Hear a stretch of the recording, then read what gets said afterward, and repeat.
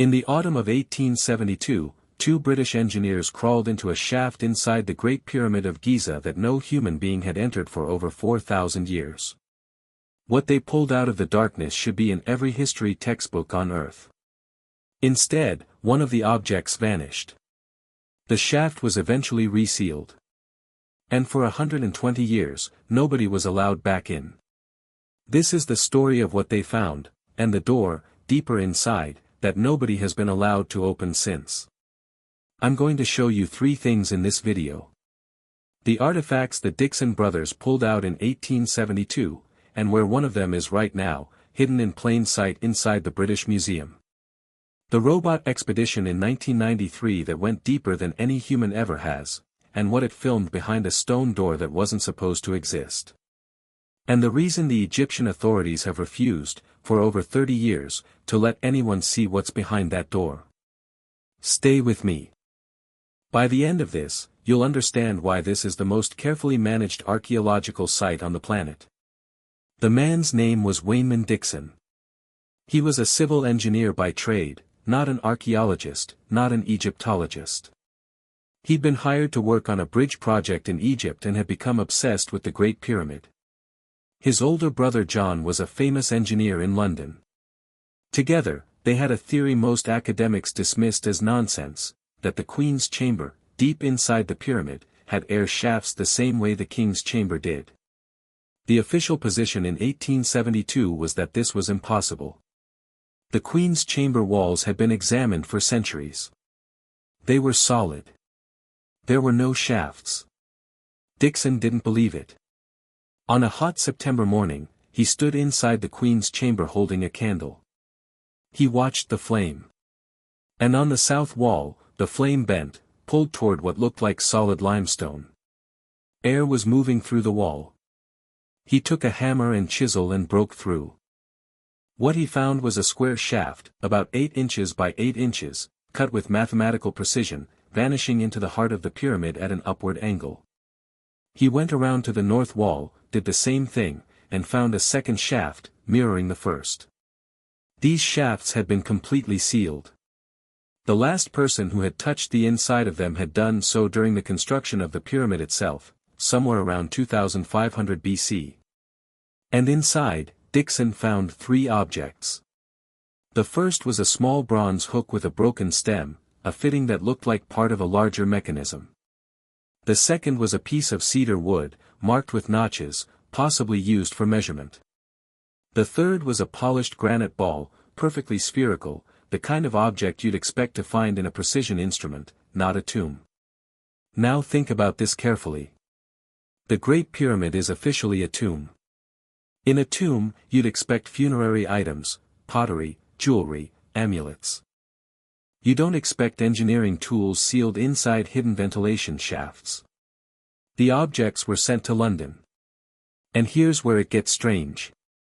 The bronze hook and the cedar wood fragment were donated to the British Museum, where they were catalogued as the Dixon relics. The granite ball was photographed, documented, written about in scientific journals, and then, sometime in the early 20th century, it disappeared from the museum's records entirely. For nearly 100 years, researchers assumed it was simply lost. Misplaced. Filed in the wrong drawer. Then in 1993, a researcher named John Wessenholz went looking for it. He found the bronze hook exactly where it should be. He found the wooden fragment. The granite ball, gone.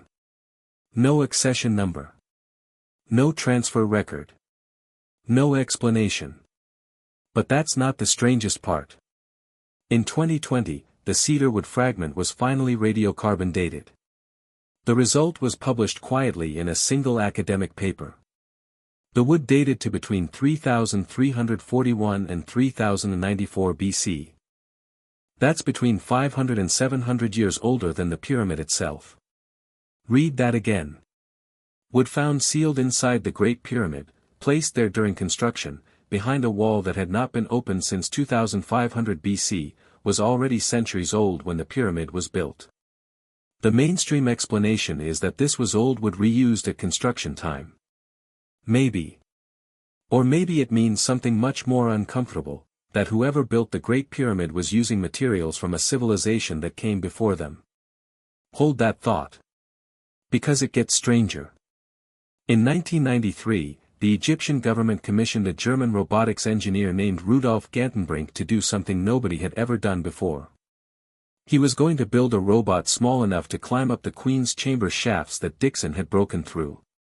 The robot was called Upuaut, named after the Egyptian god who opens the way. Upuaut climbed. And climbed. The shafts were narrow, smooth, perfectly cut, engineering work that would be difficult to replicate today, let alone 4,500 years ago.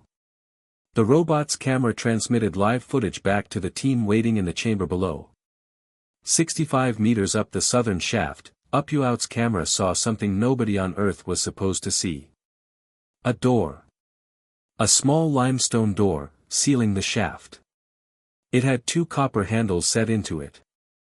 And it was finished with a level of precision that suggested it wasn't blocking debris, it was hiding something. Gantenbrink filmed the door, transmitted the footage, and was preparing to investigate further when something happened. The Egyptian authorities terminated his project. Effective immediately. He was removed from the site. His robot was confiscated. The footage was almost suppressed, but he had already smuggled a copy out of the country. That door has never been opened. In 2002, National Geographic was allowed to drill a small hole through it. They sent a fiber optic camera through. What did the camera see? Another chamber. Another door. Sealed.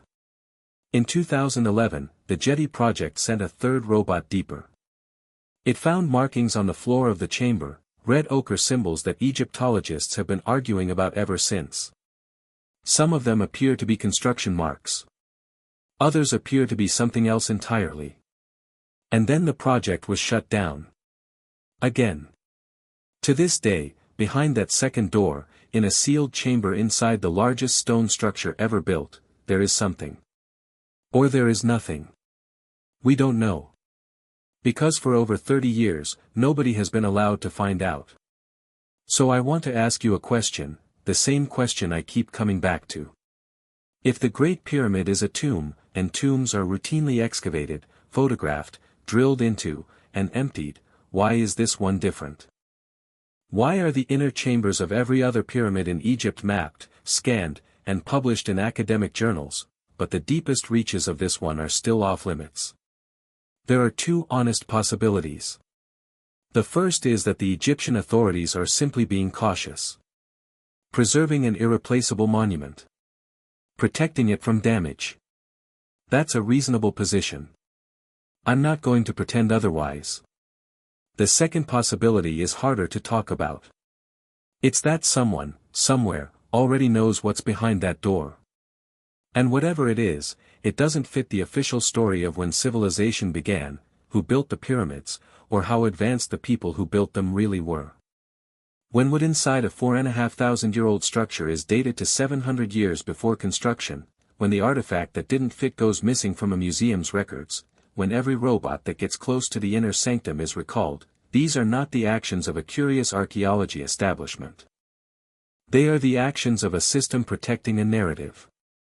Waynman Dixon found the first crack in that narrative in 1872.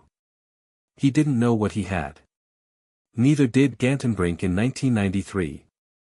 Neither does anyone, fully, today. But the door is still there. The chamber is still sealed. And until someone finally opens it, or releases everything that has already been found behind it, the Great Pyramid will remain what it has always been, not a monument to the dead, but a monument to everything we have agreed not to know. If this is the kind of history they don't teach you, subscribe, because next week I'm going to show you the 1909 Smithsonian expedition into the Grand Canyon, and the report that vanished from their archives within a year. The artifacts from that one are even stranger. The cover-up is even cleaner.